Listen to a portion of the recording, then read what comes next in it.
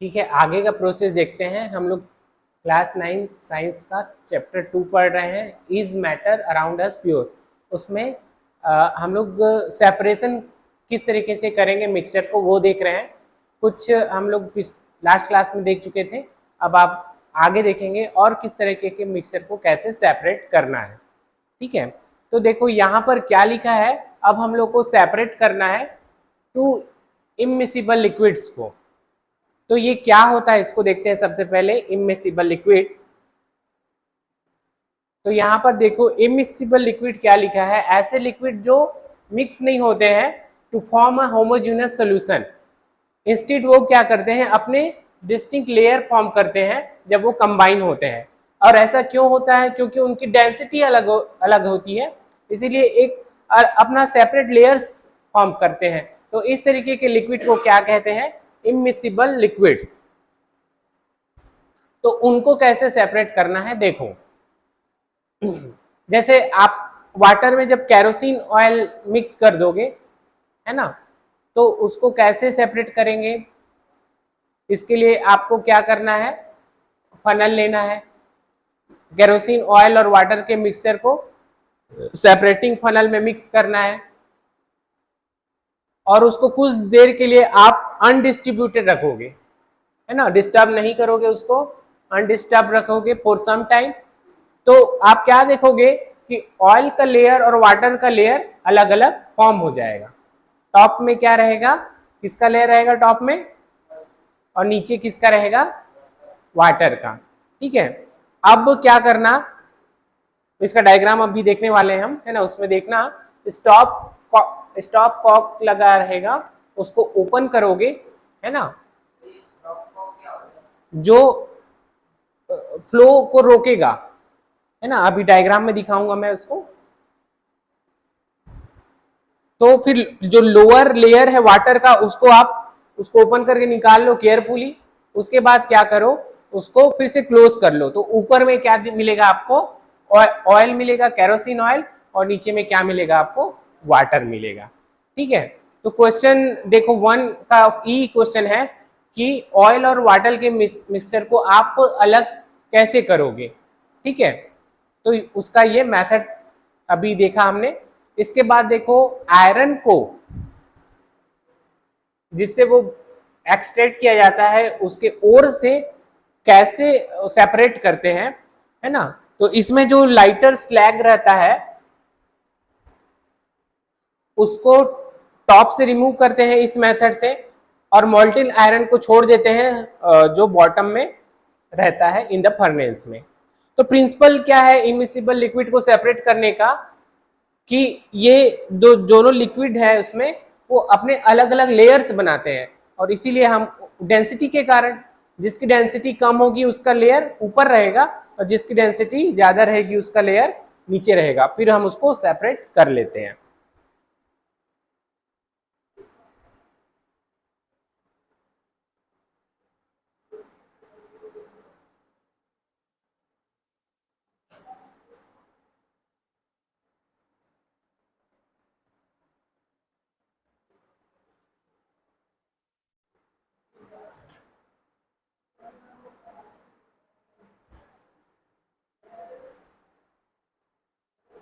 ये देखो डायग्राम में ये है किस तरीके से सेपरेशन हो रहा है इमिसिबल लिक्विड का। ठीक है, तो देख रहे हो यहाँ पर अलग अलग लेयर्स बन गया है ना। ये ऑयल का लेयर, ये वाटर का। तो आपको ये जो स्टॉप कॉक है ना, इसको केयरफुली ओपन करना है, और जब वाटर यहाँ से आउट हो जाएगा तो इसको क्लोज कर देना। तो आपको इसमें क्या मिलेगा, ऑयल मिलेगा, और यहाँ पर आपको वाटर मिलेगा। तो इस तरीके से जो दो इमिसिबल लिक्विड्स हैं वो क्या हो जाएंगे, सेपरेट हो जाएंगे। ठीक है, अब आप ये देखो क्वेश्चन यहाँ पर नेक्स्ट है कि आप साल्ट और कैम्फर के मिक्सचर को कैसे सेपरेट करोगे। ठीक है, तो उसका जो तरीका है वो क्या है, सब्लिमेशन। इसका डायग्राम को याद रखो, डिटेल अभी हम देखेंगे।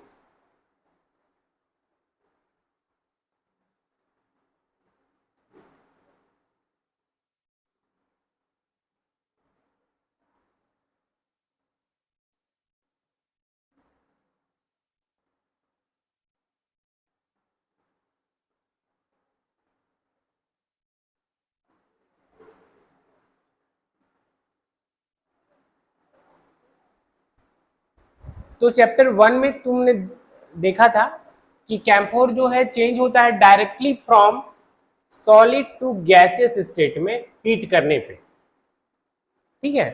सॉलिड से वो डायरेक्टली गैस में चेंज होता है हीट करने पे।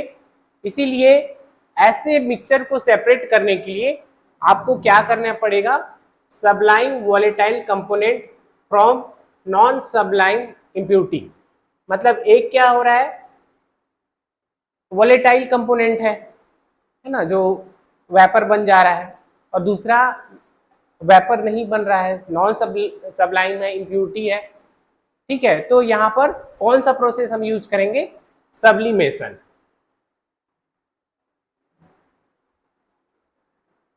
इसका और एग्जांपल क्या है, अमोनियम क्लोराइड को उसके mixture containing sodium chloride and ammonium chloride से तुमको अलग करना है, ठीक है। और नेफेथिलीन एंड एंथ्रासीन को ऐसे अलग कर सकते हो। तो क्या करोगे, उसको गर्म करोगे, और जैसे लास्ट डायग्राम देख लो एक बार फिर से, है ना। यहाँ पर आप हीट करोगे तो क्या होगा, कैम्फोर वेपर बन के यहाँ पर आपको कॉटन लगा देना है, ठीक है। तो वो इस पे इकट्ठा हो जाएगा, इस पे, उसको फिर क्या है आप अलग ले लेना, ठीक है। और नीचे में आपको सॉल्ट मिल जाएगा। तो इस तरीके से सॉल्ट और कैम्फर कपूर जो है अलग हो जाएगा।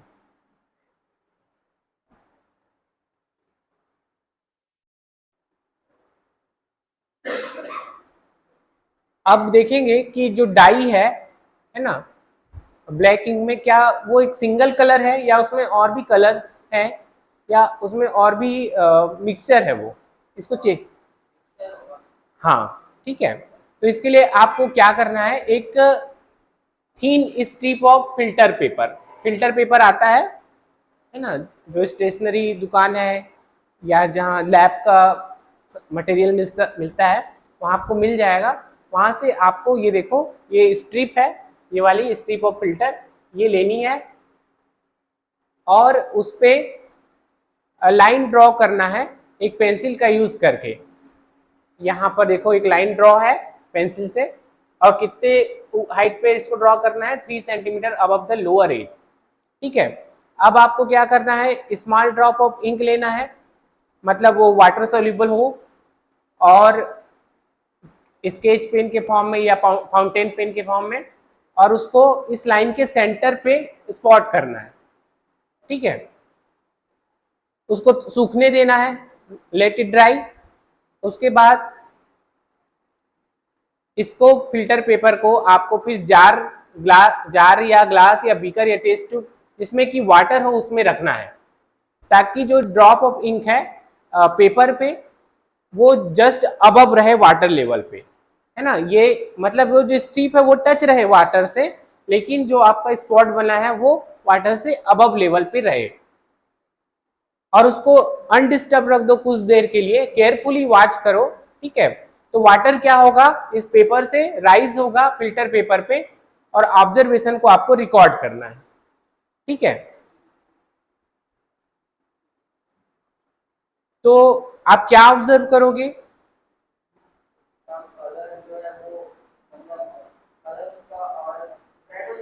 हाँ हाँ हाँ, ठीक है। मतलब आपको पेपर स्ट्रिप पे डिफरेंट कलर्स आपको दिखेंगे, ठीक है। तो रीजन क्या है आपके अकॉर्डिंग, जो पेपर के स्ट्रिप पे कलर का अलग अलग राइज होने का, है ना। तो जो हम इंक यूज करते हैं उसमें क्या है, वाटर है एज वेल एज, वहां पर वाटर क्या है, सॉल्वेंट के फॉर्म में है, और डाई का क्या है, सॉल्यूबल है उसमें।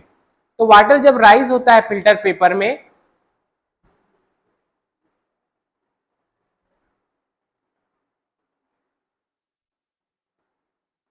वाटर जब राइज होता है फिल्टर पेपर में, तो उसके साथ जो डाई के पार्टिकल्स है वो भी राइज होते हैं, ठीक है। तो यूजली जो डाई है वो क्या है, 2 या उससे ज्यादा कलर्स का मिक्सचर है, ठीक है। इसमें जो कलर्ड कंपोनेंट है वो ज़्यादा सॉल्युबल रहता है वाटर में, वो जल्दी राइज होगा, है ना। और इस तरीके से उसी के कलर का अलग अलग लेयर्स आपको उस स्ट्रिप में दिखेगा और सेपरेशन हो जाएगा।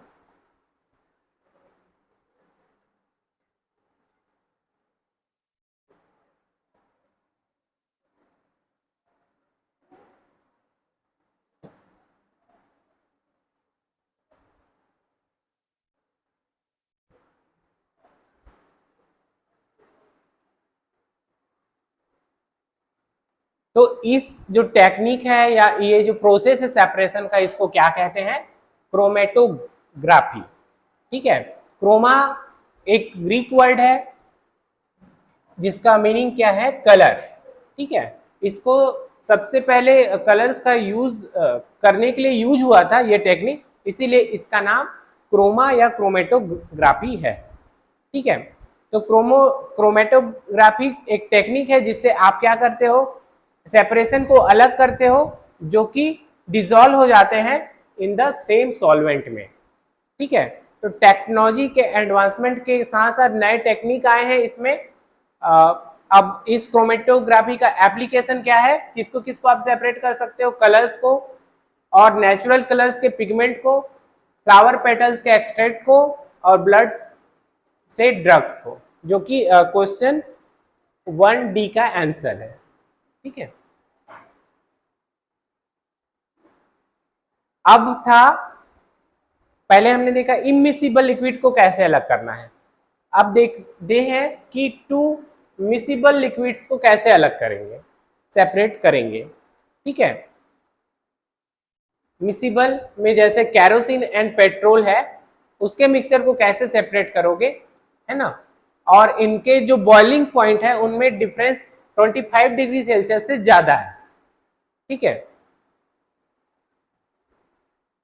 तो एसीटोन को आपको एसीटोन एंड वाटर को उनके मिक्सचर से अलग करना है। ठीक है, तो इसमें आप मिक्सचर को एक डिस्टिलेशन फ्लास्क में लोगे और उसमें एक थर्मामीटर फिक्स करोगे, एपरेटस को अरेंज करोगे जैसा अभी देखो इस फिगर में अरेंज है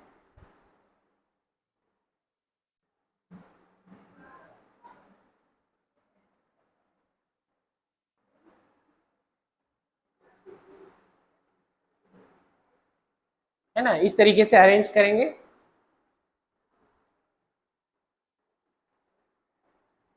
अब मिक्सचर को हीट करेंगे स्लोली और थर्मामीटर को हम क्लोजली वॉच करते रहेंगे कि उस पे टेम्परेचर क्या बता रहा है।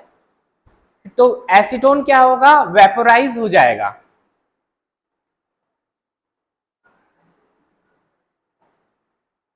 एसीटोन क्या हो जाएगा? वेपोराइज हो जाएगा, है ना, कंडेंसर में कंडेंस हो जाएगा और उसको फिर आप कंडेंसर आउटलेट से कलेक्ट कर लोगे। ठीक है, और वाटर फिर डिस्टिलेशन फ्लास्क में लेफ्ट हो जाएगा।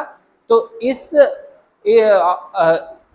एक्सपेरिमेंट से या इस प्रोसीजर से आप क्या ऑब्जर्व कर रहे हो, है ना, कि टेम्परेचर जो है यहाँ पर फैक्टर है ना। एसीटोन का जो बॉइलिंग पॉइंट है वो अलग है और वाटर का बॉइलिंग पॉइंट अलग है।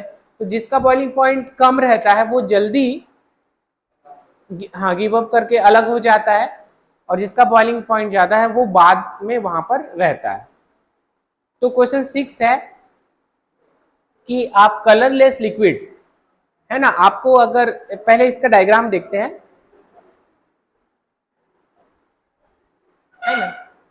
तो ये देखो एक डिस्टिलेशन एपरेटस है ये, यहाँ पर दोनों का मिक्स वाला आपने लिया, इसको हीट किया, थर्मामीटर यहाँ पर अटैच है। तो जब आप इसको हीट कर रहे हो तो सबसे पहले जो एसीटोन है वो यहाँ से वेपर बन के आउट होगा। अब वेपर को देखो, ये इस तरीके का कंडेंसेशन लगा है, इसमें क्या हो रहा है, इधर से वाटर इन कर रहे हैं और इधर से वाटर जो है बाहर निकल रहा है। ठीक है, तो जब ये वेपर इससे गुजरेगा एसीटोन का, या उसकी गैस जब यहाँ से पास होगी, तो ये क्या होता है, ठंडा जब इसको मिलेगा, है ना, ठंडा होगा तो ये लिक्विड में चेंज होके यहाँ पर ये कलेक्ट हो जाएगा। ठीक है, अब यहां पर एक डायग्राम है फ्रैक्शनल डिस्टिलेशन का।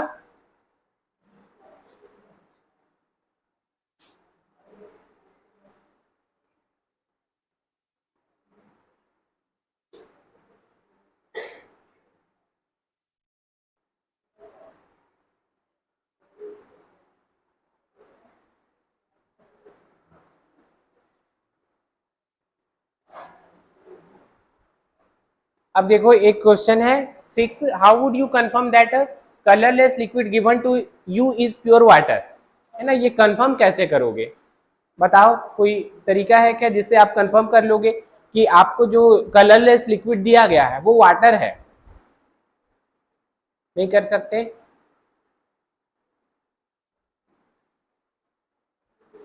आपको क्या करना पड़ेगा, वो जो आपको गिवन कलरलेस लिक्विड है उसका बॉइलिंग पॉइंट आपको फाइंड करना पड़ेगा। अगर वो लिक्विड, वाटर कितने डिग्री सेल्सियस पे बॉयल होता है, इस पे बॉयल हुआ एटमॉस्फेरिक प्रेशर में, तो then it is pure water.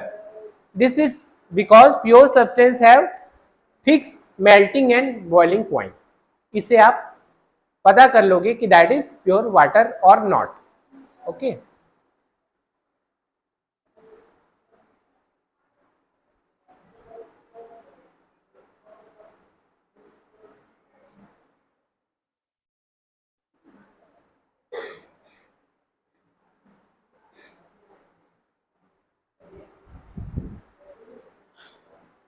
अब जो सेकेंड डायग्राम आप देख रहे थे यहां पर, ये फ्रैक्शनल डिस्टिलेशन का, इसमें और इसमें डिफरेंस क्या है थोड़ा देखो।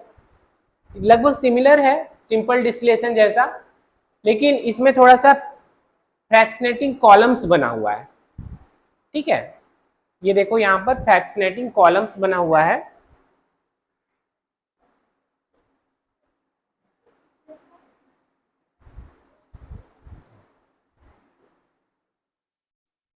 और उसमें ग्लास बिट्स रहता है, जो फ्रैक्शनेटिंग डिस्टिलेशन एपरेटस है उसमें बिट्स क्या करता है, वेपर को वहीं पर कूल होने के लिए सरफेस प्रोवाइड करता है और रिपीटेडली उसको कंडेंस करता है। ठीक है, अब नेक्स्ट क्वेश्चन है कि जो एयर है उससे डिफरेंट गैसेस को आप कैसे ऑब्टेन करोगे? आप लोगों को पता है कोई तरीका तो बताओ। कौन कौन सी गैसेस होती हैं एयर में? हम्म,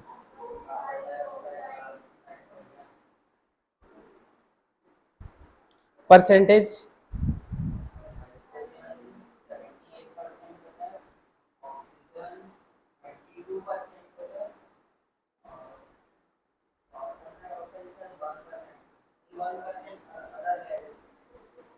अच्छा ठीक है, तो मतलब एयर में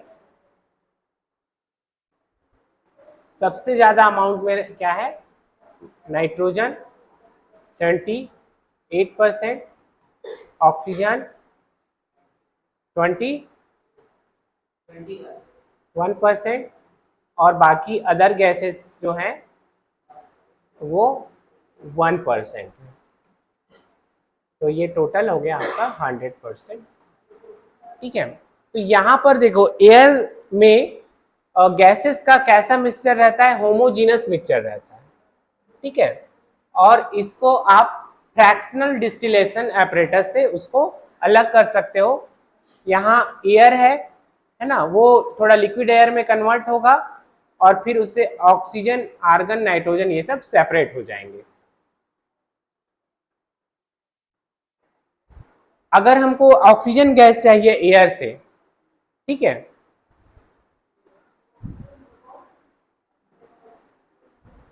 अब एयर जो है उस पर प्रेशर के साथ वो उतना ज्यादा कंप्रेस होता है। ठीक है, कंप्रेशन क्या होता है, कम जगह पे ज्यादा से ज्यादा एयर के अमाउंट को या गैस के अमाउंट को फिल करना। ठीक है, फिर उसको क्या करेंगे, कूल कर देंगे बाय डिक्रीजिंग टेम्परेचर। तो उससे आपको क्या मिलेगा, लिक्विड एयर मिलेगा। ये लिक्विड एयर को आप थोड़ा वार्म अप करोगे फ्रैक्शनल डिस्टिलेशन कॉलम में, तो जहां पर जो गैस है वो सेपरेट हो जाएगा at different height, depending upon their boiling point. Boiling point के हिसाब से अलग अलग हाइट पे जो एयर में जो अलग अलग गैसेस हैं वो सेपरेट हो जाएंगी। ठीक है, अच्छा ये बताओ, एयर जब कूल होगा, है ना, तो सबसे पहले कौन सी गैस लिक्विड फॉर्म में आपको मिलेगी?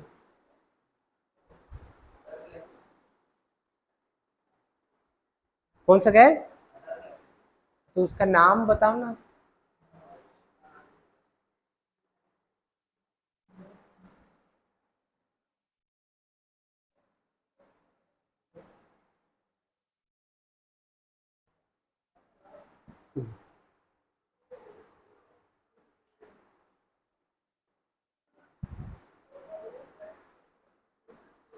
अच्छा नेक्स्ट टॉपिक देखते हैं कि हम प्योर कॉपर सल्फेट को कैसे अलग करेंगे इम्प्योर सैंपल से। ठीक है, तो आपको क्या लेना है, impure sample of copper sulphate लेना है एक चाइना डिश में, उसमें मिनिमम अमाउंट ऑफ वाटर में उसको डिसॉल्व करना है, फिल्टर करना है इम्प्योरिटीज को, फिर उसको इवेपोरेट करोगे तो वाटर उससे अलग हो जाएगा। फिर कॉपर सल्फेट तो आपको फिर क्या मिलेगा, सैचुरेटेड सॉल्यूशन मिलेगा। उसको आप कवर करोगे with a filter paper and leave it undisturb at room temperature to cool slowly for a day. ठीक है, तो फिर आपको क्या मिल जाएगा, crystals of copper sulphate in china dish. ये प्रोसेस को क्या कहते हैं, क्रिस्टलाइजेशन, क्योंकि क्रिस्टल के फॉर्म में मिला। ठीक है, रिपीट करेंगे पूरे प्रोसेस को। आपने सबसे पहले क्या किया, इम्प्योर जो मिक्सचर है उसको लिया कॉपर सल्फेट का, उसको वाटर में डिसॉल्व किया, फिल्टर किया इम्प्योरिटीज को, इवेपोरेट किया वाटर को। ठीक है, उसको कवर किया सॉल्यूशन को विथ अ फिल्टर पेपर और कुछ टाइम के लिए उसको रख दिया, है ना, अनडिस्टर्ब फॉर अ डे। तो आपको फिर उसमें क्या मिलेगा, केवल कॉपर सल्फेट के क्रिस्टल्स मिलेंगे। ठीक है, मतलब पहले फिल्टरेशन किया आपने तो इम्प्योरिटीज वहां से अलग हो गई, अब वाटर को अलग करने के लिए उसका इवेपोराइजेशन कर दिया तो क्रिस्टल के फॉर्म में बच गया क्या, कॉपर सल्फेट। इसीलिए इस मेथड का क्या नाम है, क्रिस्टलाइजेशन है। तो क्या सभी क्रिस्टल एक जैसे दिख रहे होंगे, थोड़ा सा उनका साइज छोटा बड़ा होगा, है ना। तो क्रिस्टलाइजेशन मेथड क्या है, use to purify solid, solid को प्यूरिफाई करने के लिए इसका यूज होता है। ठीक है, जो आप साल्ट यूज करते हो या साल्ट जो हमको मिलता है सी वाटर से, उसमें बहुत सारी इम्प्योरिटीज रहती हैं, उन इम्प्योरिटीज को रिमूव करने के लिए भी इसी क्रिस्टलाइजेशन मेथड का यूज किया जाता है। ठीक है, तो ये क्वेश्चन है आपका थर्ड, देखो कि किस तरीके के मिक्सचर को आप सेपरेट करोगे क्रिस्टलाइजेशन टेक्निक से। तो क्रिस्टलाइजेशन में क्या होता है, प्योर सॉलिड को उसके क्रिस्टल के फॉर्म में अलग करते हैं सॉल्यूशन से। ठीक है, तो ये सिंपल इवेपोरेशन से ज्यादा बेटर टेक्निक है। क्यों, क्योंकि कुछ सॉलिड जो है डिकम्पोज होते हैं और कुछ जैसे कि शुगर ये चार्ज हो जाते हैं और मतलब वो ड्राई हो जाते हैं हीटिंग पे, और कुछ इम्प्योरिटी बनी रहती है सॉल्यूशन पे इवन आफ्टर फिल्टरेशन, है ना। तो इवेपोरेशन जो है वो कंटामिनेट भी कर सकता है इन सॉलिड को, इसीलिए आप कौन सी टेक्निक यूज करोगे, क्रिस्टलाइजेशन। इसलिए क्या है, प्यूरिफिकेशन भी हो जाएगा सॉल्ट का जो हमको सी वाटर से मिल रहा है, और क्रिस्टल का सेपरेशन भी हो जाएगा। जो फिटकरी आप जानते हो यूज होता है, एलम कहते हैं, वो भी फ्रॉम इम्प्योर सैंपल से आप उसको क्रिस्टलाइजेशन टेक्निक से अलग कर सकते हो। अब क्वेश्चन है कि सिटीज में जो ड्रिंकिंग वाटर है सप्लाई होता है ना, तो उसको पूरा फ्लो डायग्राम से उसका दिया हुआ है आगे, उसको समझेंगे कि उसमें प्रोसेस क्या है और किस तरीके से आपके घरों तक प्योर वाटर पहुंचता है। ठीक है, तो कौन कौन सा मतलब आप लोग टैप वाटर ही पीते होगे, मतलब भले फिल्टर लगा होगा सभी के घर में, है ना, फिल्टर नहीं लगा है, डायरेक्ट बोरवेल का पानी पीते हो। हाँ, ठीक है।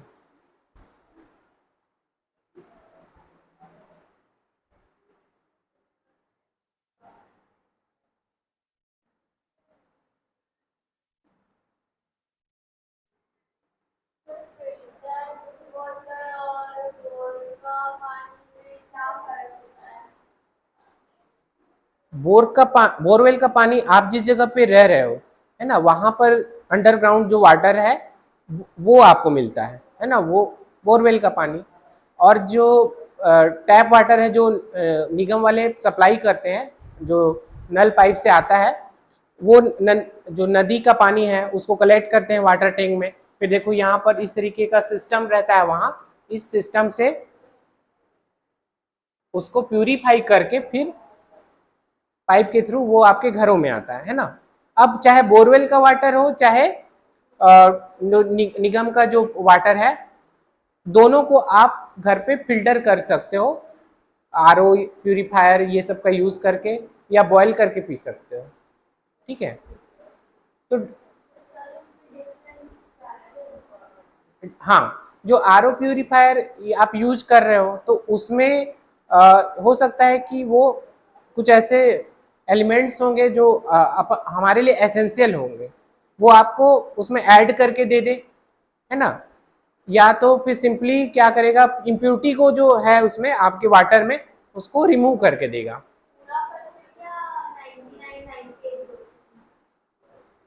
अब देखो जो जर्म्स वगैरह है ना, वो फिल्टर पे डिपेंड करता है कि किस तरीके का फिल्टर है, कि क्या वो जर्म को किल कर पा रहा है या नहीं कर पा रहा है ना। क्योंकि जर्म्स का जो साइज है वो काफी छोटा होता है, तो वो फिल्टर से पास भी हो सकता है।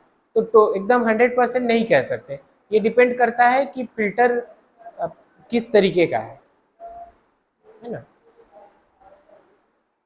अब देखते हैं फिजिकल एंड केमिकल चेंजेस। तो प्रीवियस चैप्टर में तुमने देखा कि मैटर की फिजिकल प्रॉपर्टीज क्या होती है। ठीक है, तो फिजिकल प्रॉपर्टी क्या होती है, जैसे कलर हो गया, ठीक है, कलर हो गया, हार्डनेस हो गया, रिजिडिटी हो गई, फ्लूडिडिटी हो गई, density, melting point, boiling point, ये सब उसकी फिजिकल प्रॉपर्टी जिसको हम लोग डायरेक्टली देख सकते हैं, टच कर सकते हैं, वो होती है फिजिकल प्रॉपर्टी। ठीक है,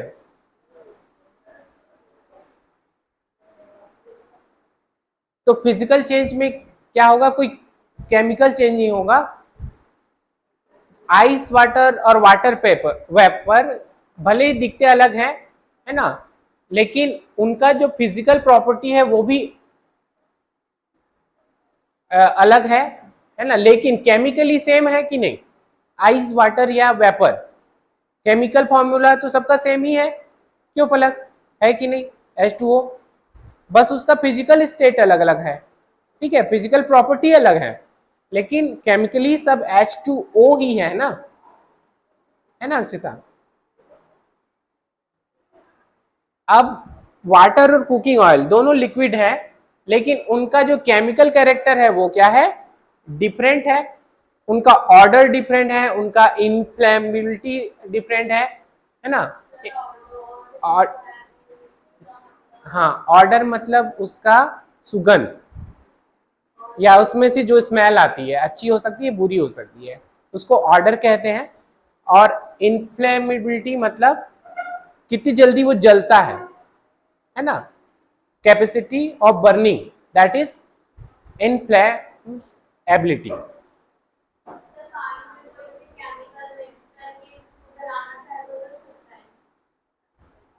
डिपेंड करता है, एक वाटर में भी ऑक्सीजन है, अगर वो रिएक्ट करेगा उससे तो जल जाएगा। ठीक है, इसीलिए कहीं पर आग लगता है तो पानी अगर डायरेक्ट डालोगे तो आग जो है और ज्यादा बढ़ सकती है, क्योंकि आग, पानी जो आप डाल रहे हो उसमें ऑक्सीजन है ना, तो सिर्फ पानी नहीं डाल के, ये डिपेंड करेगा कि कितना अमाउंट ऑफ वाटर जा रहा है ना। अगर वो जो आग जल रहा है उसकी कैपेसिटी से ज्यादा पानी डाल दे रहे हो तो बुझ जाएगा, लेकिन इतना ही पानी डाल रहे हो कि वो आग में घी डालने का काम कर रहा है तो उसको जला देगा वो, है ना, उसको और बढ़ा सकता है। इसीलिए मिक्स जो वाटर में कुछ चीज़ों को मिक्स करके डाला जाता है। या आपने देखा होगा आपके स्कूल्स में भी छोटी बाल्टी में सैंड भर के रखा होगा, है ना, नहीं रखा है, अच्छा डीपीएस में नहीं रखा है। हाँ, फायर एक्सटिंग्विशर रखा होगा, है ना।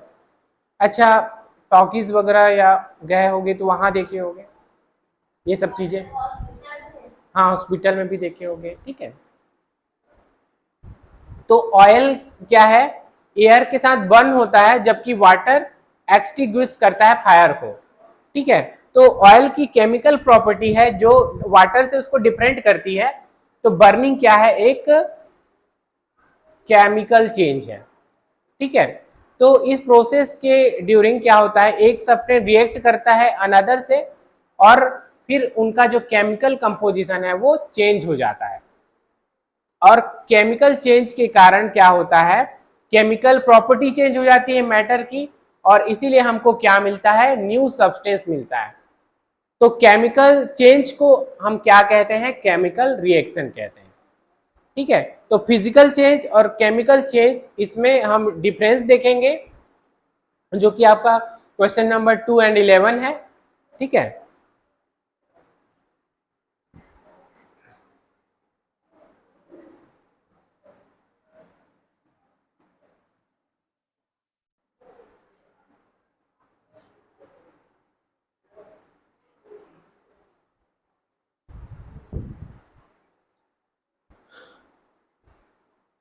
तो उस तरफ है आप, है ना, हमारे राइट हैंड साइड की ओर क्या है, फिजिकल चेंजेस, और लेफ्ट हैंड साइड की तरफ क्या है, केमिकल चेंजेस। तो फिजिकल चेंजेस में क्या है, जैसे एग्जांपल में दिया है कटिंग ऑफ ट्रीज, और केमिकल चेंजेस क्या है, अलमीरा या आयरन का रस्टिंग होना, उसमें जंग लगना, ठीक है। और फिजिकल चेंज क्या है, उसके फॉर्म में चेंज हो जाना, जैसे वाटर का बॉयल करने पे उसको वो स्टीम में कन्वर्ट हो जाना, ठीक है। और केमिकल चेंजेस में क्या होगा, उसमें इलेक्ट्रिक करंट पास होगा थ्रू वाटर, और फिर वाटर जो है हाइड्रोजन एंड ऑक्सीजन में ब्रेक हो जाएगा, ठीक है, वो जिससे बना है उसमें ब्रेक हो जाएगा, ठीक है। फ्रीजिंग ऑफ वाटर, ये एक क्या है, कौन सा चेंज है, फिजिकल चेंज है। या burning of candle physical change है। Melting of butter in a pan, making a fruit salad with raw fruit, dissolving common salt in water, mixing of iron, filling sand sand, ये सब क्या है, physical change है। और chemical में क्या है, burning of candle, paper and would, growth of a plant, मतलब इन सब का साथ में चलना, कैंडल, पेपर एंड वुड का, growth of a plant, cooking of food, digestion of food, ये सब क्या है, केमिकल चेंजेस है। अब क्वेश्चन सेकंड और 7 क्वेश्चन है आपका, प्योर सब्सटेंस और मिक्सचर, इनमें अलग करना है। तो आपके अराउंड क्या क्या चीजें हैं जो बताओ प्योर है या मिक्सचर है।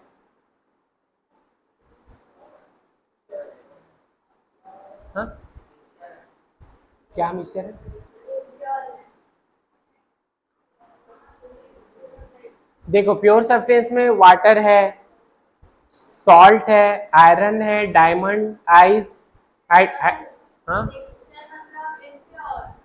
किसका मतलब, मिक्सर, हाँ, मतलब इम्प्योर का मतलब यहाँ पर ये है, या मिक्सचर का मतलब कि वो अलग अलग टाइप के एलिमेंट से मिलके बना है ना। जैसे सॉइल का जो कंपोजिशन है अलग अलग है, काफी दो या दो से अधिक चीजों से मिलके वो बना है। सलाद हो गया, है ना, सलाद में क्या क्या रहता है, सलाद में क्या क्या पसंद है आप लोग को बताओ, कुकुम्बर, है ना, टोमेटो, लेमन, तो वो उसमें अलग अलग चीजें मिक्स है। एयर में तो अभी आपने देखा, nitrogen, oxygen, carbon dioxide and other gases, steel, milk, milk है कि नहीं मिक्सचर, है ना, उसमें क्रीम है और क्या है, वाटर है, कोल हो गया, brick, wood, sea water, soda water, ये सब मिक्सचर का एग्जांपल है। और hydrochloric acid, calcium oxide, mercury, ये सब प्योर सब्सटेंस है, ठीक है। तो क्वेश्चन आपका देखो है कि what are the types of pure substance, pure substance के टाइप्स क्या क्या हैं। तो केमिकल प्रॉपर्टीज के बेस पे सब्सटेंस को एलिमेंट और कंपाउंड में हम क्या करते हैं, क्लासिफाई करते हैं। मतलब ये जो प्योर सब्सटेंस पढ़ रहे थे, अब इसका क्लासिफिकेशन हम देखेंगे, ठीक है। तो एलिमेंट्स क्या है? एलिमेंट टर्म को सबसे पहले किसने दिया है? रॉबर्ट बॉयल ने दिया है। कब दिया है? 1661 में, ठीक है। उसके बाद एंटोनी लॉरेंट लेवेजियर, जो कि फ्रेंच केमिस्ट थे, इन्होंने एक्सपेरिमेंटली यूजफुल डेफिनेशन दिया एलिमेंट का, और उन्होंने क्या बताया कि एलिमेंट क्या है? As a basic form of matter that can not be broken down into simpler substance by chemical reaction. Matter का सबसे बेसिक फॉर्म, जिसको और ज्यादा ब्रेक नहीं कर सकते, है ना, वो है क्या? एलिमेंट, ठीक है। लेकिन एलिमेंट के जो डिवीजन है वो क्या क्या है? Metals, non metals and metabolites, ठीक है। कुछ एलिमेंट मेटल्स होते हैं, कुछ एलिमेंट्स नॉन मेटल्स होते हैं, और कुछ एलिमेंट्स क्या होते हैं? मेटालॉइड्स होते हैं। तो मेटल्स क्या होते हैं, क्या क्या प्रॉपर्टीज होती है, वो अब देखो।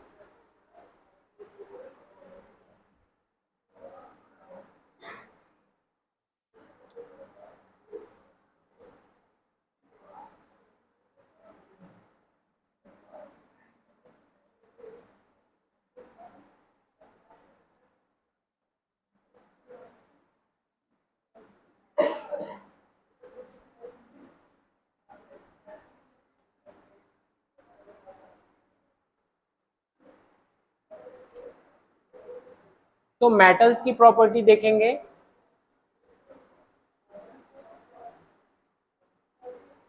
उनका क्या होता है? उनमें साइन होती है, चमक होती है, that is they have lustre, ठीक है। और क्या प्रॉपर्टी है? उनका जो कलर होता है जनरली सिल्वरी ग्रे कलर या गोल्डन येलो कलर रहता है ना। उनमें से होके क्या क्या चीजें पास होंगी? हीट एंड इलेक्ट्रिसिटी, ठीक है। वो अपने में से गर्मी को पास करेगी, मतलब वो गर्म हो गई तो गर्मी आगे जाएगी, इलेक्ट्रिसिटी आगे बढ़ेगी। तो ये क्या है? अच्छे कंडक्टर हैं हीट के और इलेक्ट्रिसिटी के, ठीक है। इसके बाद दे आर डक्टाइल्स, मतलब उनको वायर के फॉर्म में आप ड्रॉन कर सकते हो। दे आर मैलिएबल, मतलब उनके आप उनको पीट पीट के उनका सीट्स बना सकते हो, पतला कर सकते हो उसको। दे आर सोनरस, जब आप उसको हीट करोगे तो एक रिंगिंग साउंड आएगी। तो this are all the qualities of metal. और यहां पर कुछ नाम दिए हुए हैं मेटल्स के। क्या क्या है metals? Gold, silver, copper, iron, sodium, potassium, ये सब क्या है? मेटल्स है ना। तो इन सब का क्या है बेटा? उनमें साइन है कि नहीं? गोल्ड में, silver, copper, iron, sodium, potassium में साइन है, चमक है एक, कलर सिल्वर ग्रे या गोल्डन येलो कलर। और ये सभी क्या करते हैं? हीट और इलेक्ट्रिसिटी को अपने से पास होने देते हैं, इसीलिए they are good conductor of heat and electricity. Ductile है, मेलिएबल है, सोनरस है, ठीक है। तभी तो ऑर्नामेंट्स में गोल्ड, सिल्वर, ये सब का काफी यूज होता है। वायर में, इलेक्ट्रिसिटी में कॉपर का यूज होता है, और आयरन का यूज तो मुझे बताना ही नहीं चाहिए, है ना। तो मर्क्यूरी एकमात्र मेटल है जो रूम टेम्परेचर पे किस फॉर्म में रहता है? लिक्विड फॉर्म में रहता है। बाकी अधिकतर मेटल्स क्या है, किस फॉर्म में रहते हैं? सॉलिड फॉर्म में रहते हैं। थर्मामीटर है आप लोगों के घरों में, उसमें कौन सा मेटल रहता है? मर्क्यूरी रहता है, लिक्विड रहता है ना।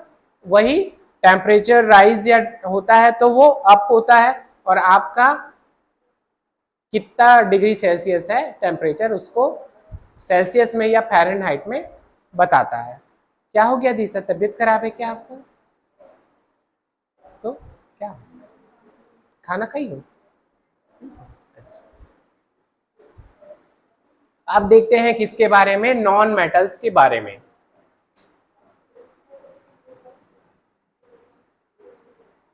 नॉन मेटल्स की प्रॉपर्टीज, तो इनकी बहुत ही वैरायटी ऑफ कलर्स रहती है। ये हीट और इलेक्ट्रिसिटी को अपने में से कंडक्ट नहीं होने देते, इसीलिए ये क्या है, पुअर कंडक्टर्स हैं ऑफ हीट एंड इलेक्ट्रिसिटी। ना तो इसमें कोई चमक होती है, ना सोनरस है, ना मेलेबल है। ठीक है, मतलब रिंगिंग साउंड नहीं आएगी, ना तो उनका तुम सीट बना सकते हो। और इनके क्या क्या एग्जाम्पल है, hydrogen, oxygen, iodine, carbon, bromine and chlorine. ठीक है, कुछ एलिमेंट जो है आप उनको एकदम ही मेटल भी नहीं कह सकते और एकदम ही नॉन मेटल ही नहीं कह सकते।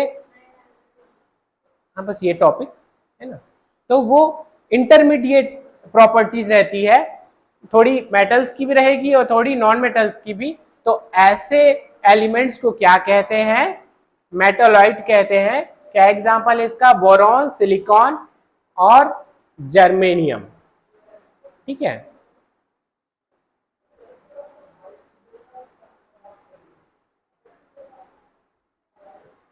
फिर आगे हम नेक्स्ट क्लास में देखेंगे। बिल्कुल याद करके रखोगे मेटल्स और नॉन मेटल्स के बारे में, कल फिर से पूछूंगा मैं इसको। ठीक है।